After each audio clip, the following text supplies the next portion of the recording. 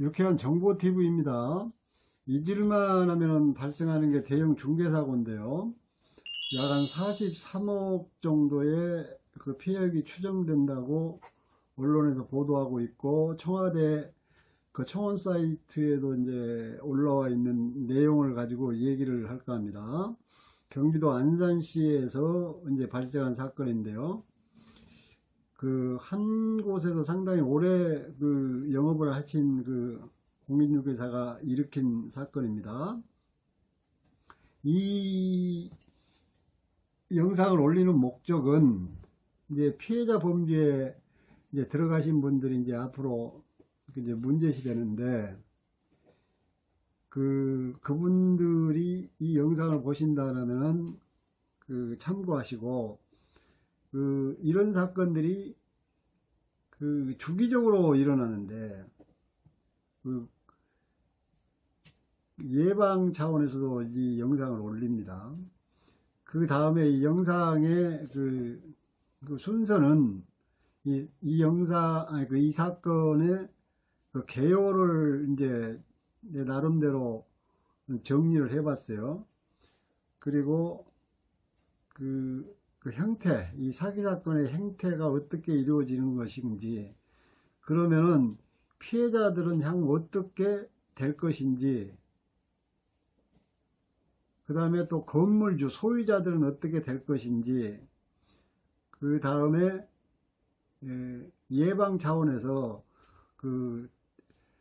다음에라도 어떠한 이러한 우리가 사회생활을 하면서 수없이 법률 행위들을 많이 한단 말이에요. 법률 행위라는 것이 민법상의 어떠한 행위를 하는 거단 말이에요. 구두든지 계약이든지 뭐 근로계약도 법률 행위인 것이고, 물건을 구매하는 것도 법률 행위인 것이고, 뭐 다 그렇단 말이에요. 집을 사고 파는 것도 법률 행위고, 전월세 계약도 법률 행위란 말이에요.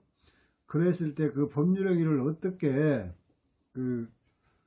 내가 손해보지 않는 그런 법률 행위를 할 것인지, 피해 발생하지 않게 할 것인지에 대해서 주안점을 두고서 얘기를 하겠습니다. 이제 특히 부동산 경우죠. 그래서 이번 안산시에서 발생한 이 사건 개요에 대해서 우선 정리를 한 내용을 보면서 설명을 해 나가겠습니다. 설명할 게 좀 많아서 좀 빨리빨리 진행하겠습니다. 이번에 안산 오피스텔 약 43억 원 정도의 사기 사건은 내용인즉슨 아주 전통적입니다. 매번 이런 사건이 일어나면은 뭐 10억, 20억 또는 뭐 6억 뭐 이런 것들이 일어나면은 전통적으로 이와 같은 유형으로 딱 일어납니다. 이게 아주 F형입니다.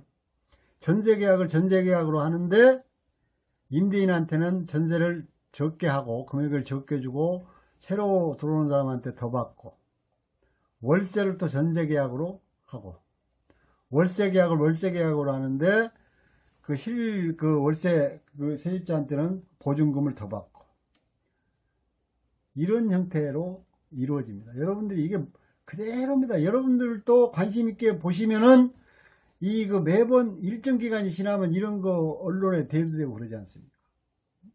그대로입니다. 그러면 이런 사건이 일어나는 것이 왜 일어나느냐? 요인은 두 가지입니다. 결론적으로 다가구, 오피스텔 이런 것들, 상가는 뭐 차지하고 이런 것들이 수익성 부동산이 많습니다. 오피스텔이도 그러고 다가구, 방수가 많은 이런 것들이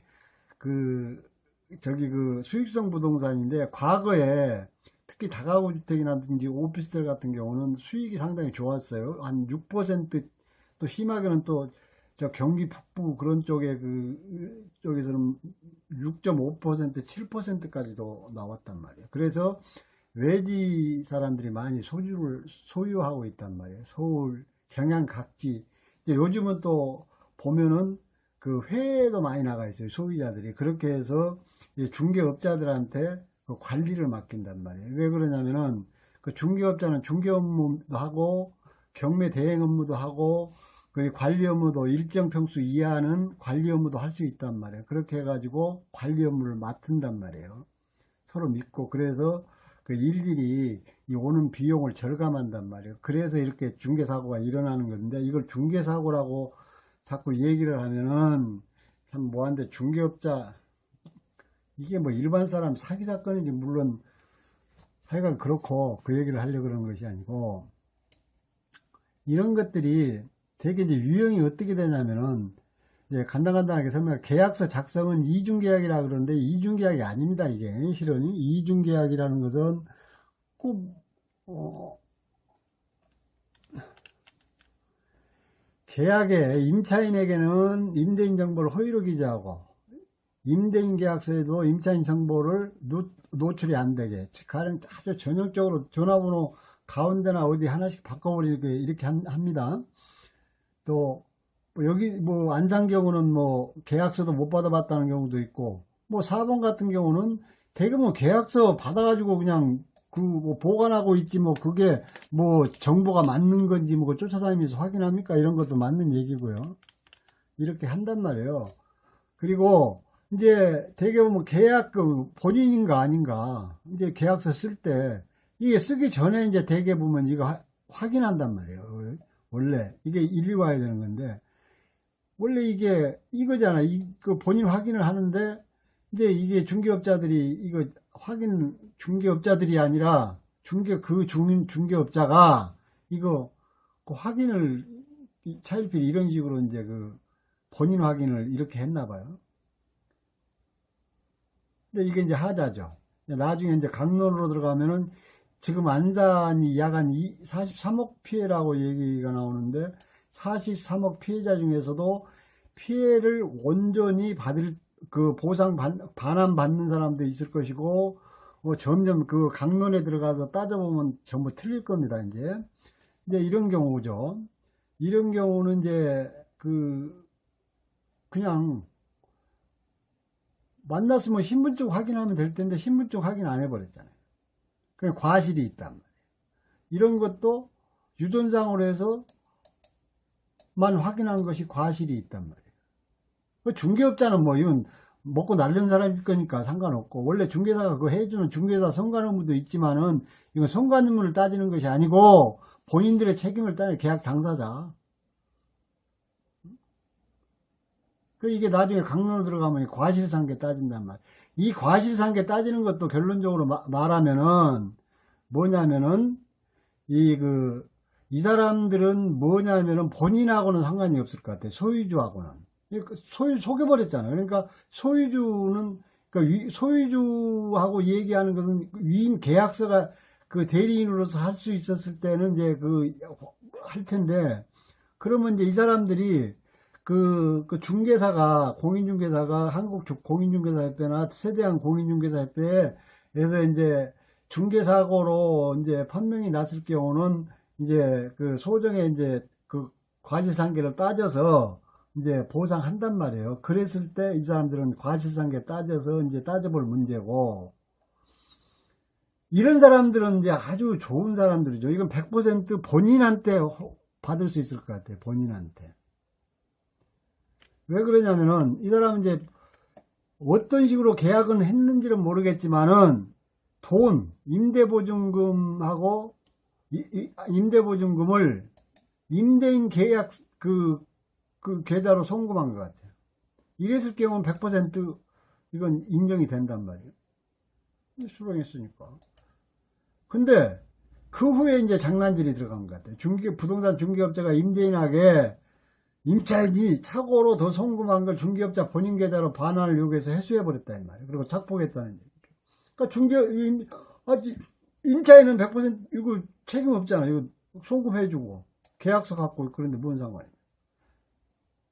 그러니까 그만큼의 계약이 했을 거라고 이 사람 추정되는 거잖아요. 인정한 거. 돈 받았으니까. 인정. 근데 이제 이 받아갔단 말이에요. 그러니까 중개업자하고 임대인하고 관계이지, 임대인은 임차인한테 이 받은 돈 반환해줘야죠. 계약기간 끝나면은. 잘한 것 같아요. 그리고 이제 이런 경우요. 중개업자나 소속공사와 계약한 경우, 대개 이제 이 경우는 뭘 얘기하냐면은 대리인으로서 계약한 거라고 얘기하면 되는데, 이게 그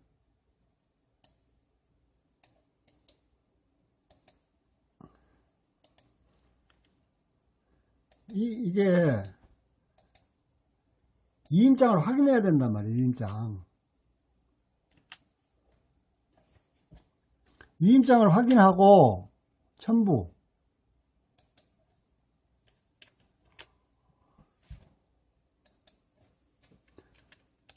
그러면 이제 보통 이제 우리가 계약을 할 때 소유자가 대리인으로 계약한 경우는 이임장 사본을 첨부시켜 줍니다. 거기다 계약서에다가 보여주기도 하고, 사본 달라 그러면 사본 하나 해서 줘요.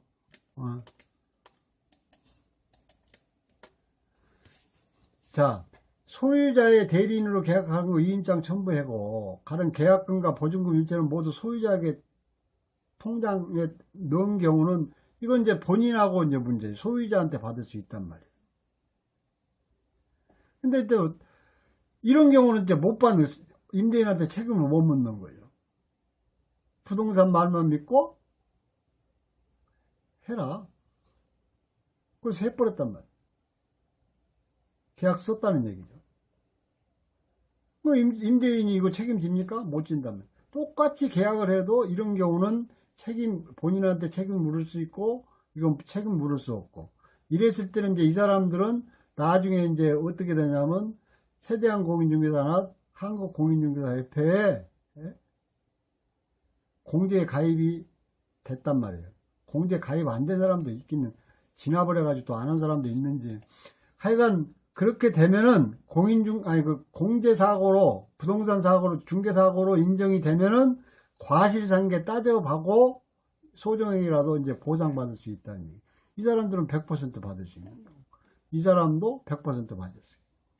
그렇잖아요.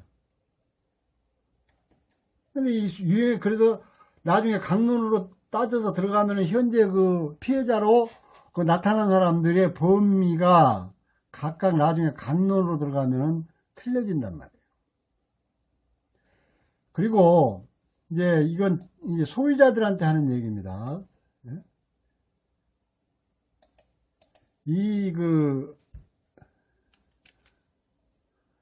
현재 우리나라 부동산, 주거용 부동산들이, 이제 거주 목적의 아파트 같은 거, 이런 것들도 있고, 뭐, 투자 목적도 있지만은, 실소유자들 내지, 수익성 부동산이라고 하는, 아파트는 수익성 투자나 뭐, 이렇게 또 심하게는 투기, 갭투자 이렇게 얘기는 하지만은, 아파트 같은 경우는 수익성 부동산이라고 얘기를 하지 않는단 말이에요. 오피스텔이나 다가구 주택이라든가 상가 이런 것들 수익성 부동산이라고 통칭 얘기하는데, 다가구 주택이나 오피스텔 같은 경우는 과거에 수익이 좋았어요. 그러다 보니까 심하게는, 많게는 뭐 6%, 6.5%까지 수익이 발생했단 말이에요. 그런데 도시 활력도에 따라서 그런 다가구 주택이라든지 이런 것들이, 오피스텔들인지 수요가 많았다. 공급도 많지만 수요가 많았단 말이에요. 그래서 그 사람들은 대개 소유자들이 외지에 있는 사람들이 많단 말이에요. 실거래 하지 않잖아요. 그래서 이 공인중개사한테 관리임을 많이 맡겼어요. 왜 그러냐면은 공인중개사 업무 범위 중에서 중개 범위도, 부동산 중개도 하지만은 뭐 경매 대행도 할 수도 있고, 일정 평수 이하는 관리 업무도 할 수 있단 말이에요. 그러다 보니까 맡겼단 말이에요. 이래서 이제 이것도 이제 그렇게 되는 것 같아요. 그런데 이제 그것을 이제 주안점이 아니라, 그게 방점이 아니라, 소유자가 주의해야 될 사항이라. 소유자가 부동산에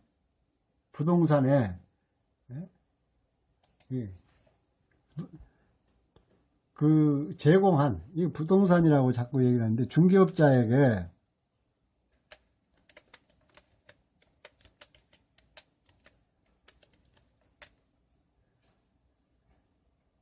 중개업자한테, 이게 원래는 또 정식 용어는 개업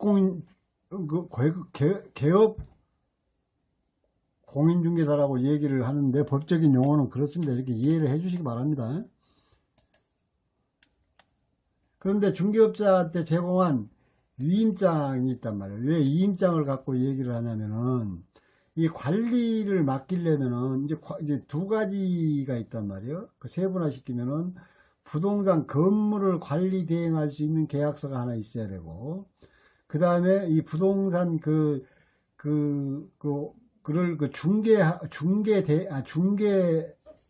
계약을 중개할 때 중개만 하면은 그 소유자가 와야 된단 말이에요. 현장에 와야 되기 때문에 그 중개할 때 그 소유자를 중개도 하고 소유자도 대리해달라고 해가지고 임대차 위임장을 제공해 준단 말이에요. 대리인으로 지정을 해준단 말이에요. 그러니까 세 가지를 해놓는 것이죠. 뭐 전속계약 형태로도 하나를 가고 그 건물도 관리하고 그 다음에 이걸 계약할 수 있는 대리인으로서도 지정을 해놓고 이렇게 한단 말이에요. 그럼 대리인으로 지정이 되면은 위임장이 대리인의 요건을 갖춰야 되니까, 그러면서 위임장에 뭐라고 써놓냐면은 임대차 계약에 관한 모든 권한을 위임한다라고 적어 놓는단 말이에요. 나부터도 이렇게 받습니다. 왜 그러냐면은 이게 사안마다 별도로 위임을 받으려고 그러면은 그 복잡하게 해외에 나가 있는 사람도 굉장히 많습니다. 지금은 뭐 경영 각지에 이제 있는데 그걸 뭐 해야 되니까 그냥 모든 권한을 위임한다 이런 식으로 간단하게 받아놓는단 말이에요. 서로. 그런데 이번에 이제 문제시 된 것이 이제 이것도 이제 나중에 그 위임장에 있어서도 이것도 나중에 문제로 강론으로 등장해서 이제 법정에서 이제 따질 사항들이 있을 겁니다만. 자, 그러면은 집 위임장에 전세 계약인지 월세 계약인지를 꼭 명시해야 한다 이 말이에요. 모든 계약을 위임한다. 그러면은 나쁜 대리인이라면은, 나쁜 마음의 대리인이라면 월세 계약을 전세 계약으로, 본인은 전세 계약, 이런 나쁜 대리인 아닙니까? 결론적으로 이 사람이 정상적으로 어느 저기를 받았다 그러면은 대리인으로서의 위임을 받았다 할지라도 월세 계약을 전세 계약으로 바꿨고 전세 계약금을 더 받았고 월세 계약을 보증금을 더 받았고 이랬을 때 이 모든 권한을 위임한다라고 돼서 이 위임장 요건, 대리인의 요건이 정확하게 법정 요건에 부합한다라면은 중개업자는 어떻게 됩니까? 벗어나는 것이고, 이 돈은 벗어날 수는 아주 개인적인 문제이기 때문에 이제 그 부동산 중개업자하고 소유자하고 따져야 될 문제고, 이제 이 반환 문제가 있기 때문에 이제 그것은 따져봐야 될 문제고, 그것은 따져봐야 할 문제고, 이 우선적으로 이 소유자는 임차인한테 이 돈 다 물어줘야 될 거예요. 이런 문제들이 대두된단 말이에요. 그래서 이 법이라는 것이 세세하게 들어가서 보면은 참 뭐 노타리 돌아가는 식으로, 노타리가 맞는 얘기인가요? 노타리? 그 사거리라고 치죠. 뭐 좌회전도 할 수도 있고 횡단보도에서 멈출 수도 있고 뭐 그러나 이런 등등으로 인해서 많은 그 해석 부분이 나온단 말이에요. 그래서 소유자들이 또 이런 것들을 이제 지금이라도 가령 내가 위임해주고 있는 위임사항이 어떤 것인가도 면밀히 살펴볼 필요가 있다. 그래서 이번 안산사건 같은 것도 43억 피해란 말이에요. 43억. 그래서 그 피해자들도 나중에 이제 가면은 지금 같은 피해자 범주에 있지만은 건물 소유자한테 보증금을 반환받을 수 있는 피해자도 있을 것이고, 그 다음에 또 중개사고로 밝혀지면은 공제조합에서 각 소속 협회로부터 공제조합에서 일정액을 보상받을 수도 있을 것이고, 또는 하나도 못 받을 사람도 있겠죠. 왜 그러냐면은 거기에서 계약했던 사람이 공제사고로 판명이 되더라도, 공제사고로 판명이 되면은, 그렇게 되면 공제사고로 판명이 안 되겠지만은 소속 중개 보조원이 계약을 하면은 그 보장 범위에서 포함이 안 된다. 원론 총론적으로 포함이 안 돼 버리기 때문에 그 사람들도 있을 수도 있단 말이에요. 그래서 여러 가지로 바뀝니다, 이게. 그래서 처음 피해자들은 똑같은 피해자인 것 같지만은 각각 자기가 했던 법률 행위, 즉 계약 내용에 따라서 각각 그 피해 보상액은 틀려지고 범위도 틀려지고 이렇게 된단 말이에요. 그래서 지금은 다 같이 가는 것 같지만은 여러 가지 웃고 웃는 사람들이 이 사건에서도 생긴단 말이에요. 그래서 언제나 이 계약이라는 것은 그 최소한도 이게 공인중개사 사무소에서 했기 때문에 그래도 중개사고로 판명이 되면 일정액이라도 보상받을 수 있단 말이에요. 쌍방계약이었을 경우든지 이랬을 경우는 또 뭐 쌍방계약 이런 예하고는 뭐 적이지만은 뭐 무허가 또 소속 뭡니까 그 중개 보조원들하고 계약을 했을 때는 그 중개사고로도 인정이 안 돼서 전액 손해를 보는 경우도 있단 말이에요. 이런 점들을 감안하셔서 우리가 살면서 법률행위를 수도 없는 법률행위를 한단 말이에요. 계약도 물건 사고 팔고 택시 타고 버스 타는 것도 다 그 법률행위란 말이에요. 버스 타도 그 요금을 지불할 의무가 있는 것이고 그 버스 회사는 내가 원하는 곳에 안전하게 그 손님을 모셔다 줄 의무가 발생하고 이런 게 각각 그런 게 말 없는 법률행위란 말이에요. 그랬을 때 이런 것들을 감안하셔서 앞으로 모든 행위를 할 때 어떤 것이 잘못되고 어떻게 잘못될 수 있다는 것을 잘 감안하셔서 법률행위를 하시기 바랍니다. 이상 안산사건에 대해서 얘기를 쭉 했는데 최소한도 요약해서 설명을 한다고 해도 많이 길어졌습니다. 마치겠습니다.